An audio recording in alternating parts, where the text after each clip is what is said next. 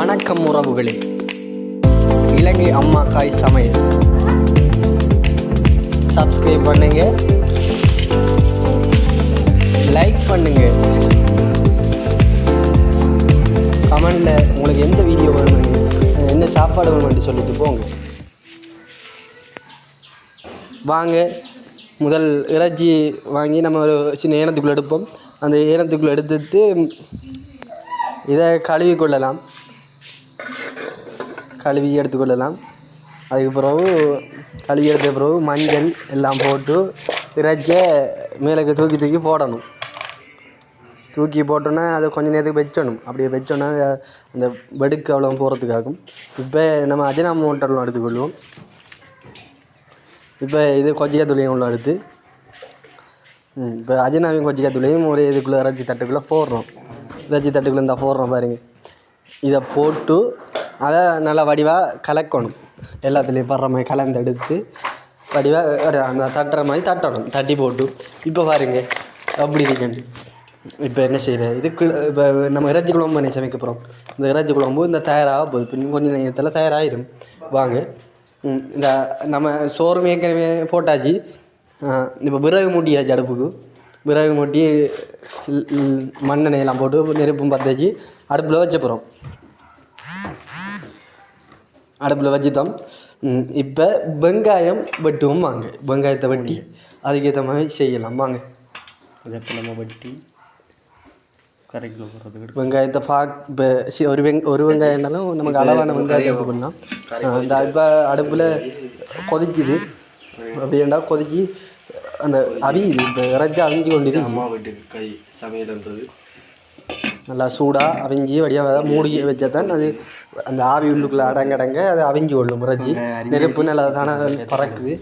இப்போ வெங்காயத்தை நம்ம வெட்டி வச்ச வெங்காயத்தை பதியிடும். இப்போ டெப்பில் ஊற்றி வெங்காயத்தை இப்போ கழுவப்புறம். அப்படின்னா கிச்சனுக்குள்ளே கொண்டு அந்த பைப் டெப்பு கிட்ட வச்சு நல்லா கழுவி வடிவம் அலசி வடிவம் எடுத்து அதில் அந்த பதம் என்னென்னு சொல்கிறேன் பகிர்த்தன்மையெல்லாம் வெளியாகட்டும். வெளியாகட்டி இப்போ வட்டியெல்லாம் எடுக்கணும்.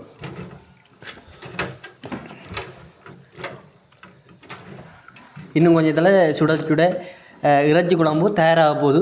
வாங்க பார்ப்போம். எடுத்தாச்சு நல்லா ஃப்ரெஷ் அரிசி வெங்காயம். இப்போ நம்ம இந்த எடுத்துட்டோம். இப்போ கழுவி எடுத்துட்டோம். இப்போ கருவேப்பிலை மரத்தில் போய் கருவேப்பிலை நோண்டி நம்ம கருவேப்பிலையே சரியான முறைக்கு ஆயப்புறோம். எது நல்லது எது கூடாதுன்னு பார்த்து ஆயிரும். ஆஞ்சித்தோம். நல்லா கழுவி இப்போ இதை என்ன செய்யணும்டா வடிவாக கழுவி வடிவாக அதை உருவி வெங்காயத்துக்குள்ளே போடணும். இன்னும் கொஞ்சம் நேரத்தில் அது வந்துடும்.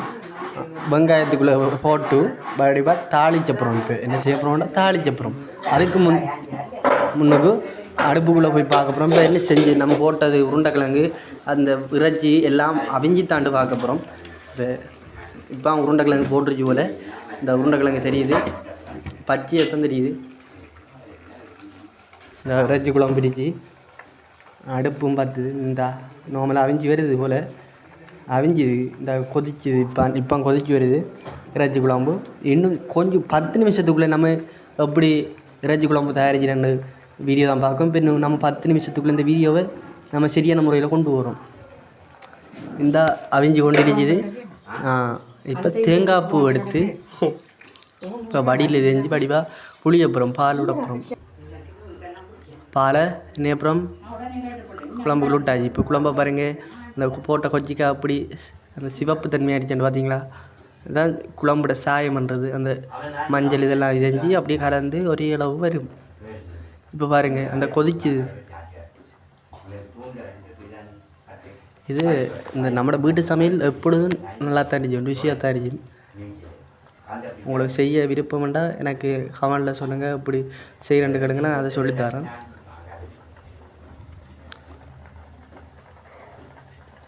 கொதிச்சு கொண்டிருச்சு.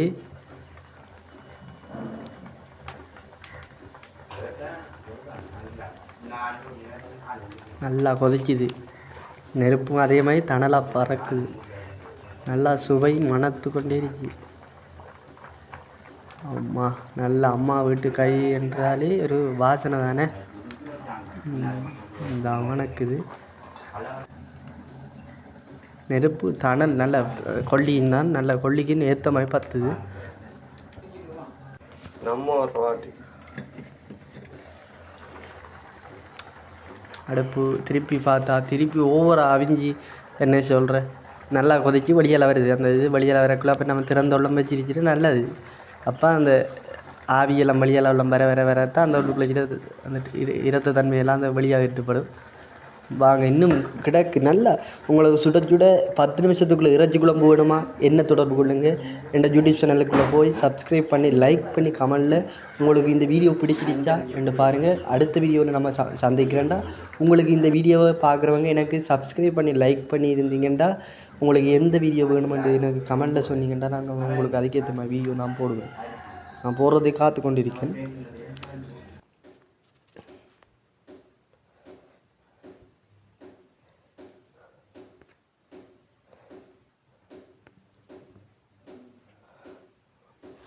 நம்ம அப்படி வச்ச வெங்காயம் கருவேப்பிலை இப்போ இந்த கொதிச்சு வருதுண்டு அம்மா சொல்லித்தாவும். இந்த கொதிச்சதை சொல்கிறாங்க என்னடா உள்ள நெருப்பு தணலை மூட்டி வழியாக இன்னும் உள்ளம் போடட்டான் 10 நிமிஷத்துக்குள்ளே நம்ம இறக்குற மாதிரி விரும்பும் அவியல் மறைச்சேன்னு சொல்லி கொண்டுச்சாங்க. இந்த கிழங்கு அவிஞ்சதன்மை காட்டி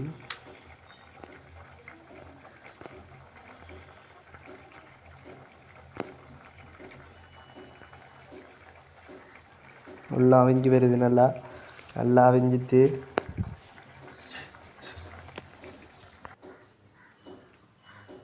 இப்போ சீதகத்தை போட போகிறோம். சீதகமெல்லாம் எடுத்து வச்சு இந்த சீதம் இந்த சீதகத்தில் பேர் பெரிய சீதகம். இது கடையில் நம்ம போய் ஒரு 1/4 கிலோ வாங்கினாலே அது கணக்காக வரும். அதுக்கு பிறகு கருவேப்பிலை இளங்கருவா என்ற அந்த இது வாங்கி அதுக்குள்ளே பாசனைக்காக நம்ம போடணும். அது பாசனத்தில் அதை போட்டாலே ஒரு அந்த கறி ஊற்றினாலே ஒரு குழம்பு சுவையாண்டா சரியான சுவையாக இருக்கும். அது ஊற்றணுன்னு அதில் மணத்திலே நம்ம சாப்பிடலாம். இது போடுறாலே நமக்கு இந்த பல்லுகளுக்கு அந்த இதுகளும் இப்போ நம்ம வதக்க போகிறோம். வாங்க சீதகத்தை போட்டாச்சு. சீதகத்தை அதை நார்மலாக கொஞ்சம் நேரம் கறி விட்டு வறுத்ததுக்கு பிறகு வெங்காயம் கருவேப்பிலை என்ற அந்த இதெல்லாம் தூக்கி போடுறோம். அதுக்குள்ளே தூக்கி போட்டு கொஞ்சம் நேரத்தில் தேங்காய் எண்ணெய் எல்லாம் ஊற்றணும். தேங்காய் எண்ணெய் ஊற்றிட்டு கொஞ்சம் வதக்கணும். நல்லா அது கலருக்கு வார அளவுக்கு வதக்கணும். வதக்கி கொண்டே இருக்கணும். அது வதக்காமல் நம்ம அப்படி விட்டோம்னா அது இதுக்கு ஒரு பக்கம் அப்படி ஃபுல்லாக பற்றி போயிடும். அதனால் சம அளவுக்கு நம்ம வறுத்து செஞ்ச வேண்டாம் ஆட்டின வேண்டாம் அது தானாகவே எரிஞ்சிடும்.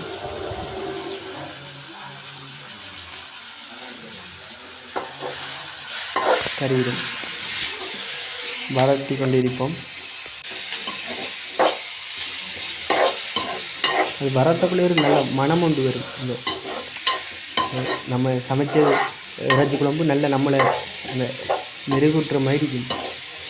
பார்த்தாலே ஒரு சுவையாக இருக்கும். அப்படி அந்த எண்ணம் வரும். சுட சுட ஒரு இறைச்சி குழம்பு நம்ம இன்றைய நாள் நம்ம பார்க்க போகிறோம். இன்னும் கொஞ்சம் நேரத்தில் அந்த இறைச்சி குழம்புக்குள்ளே நம்ம இந்த சீரகத்தை போடுற அளவுக்கு நம்ம பார்ப்போம். வாங்க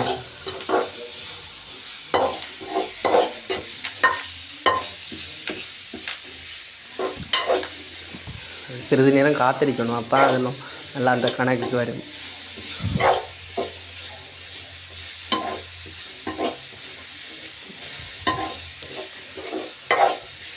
அந்த அதை வதக்கக்குள்ள ஒரு சாயன மனம் ஒன்று வரும். அந்த மனம் மூக்கே துளைச்சி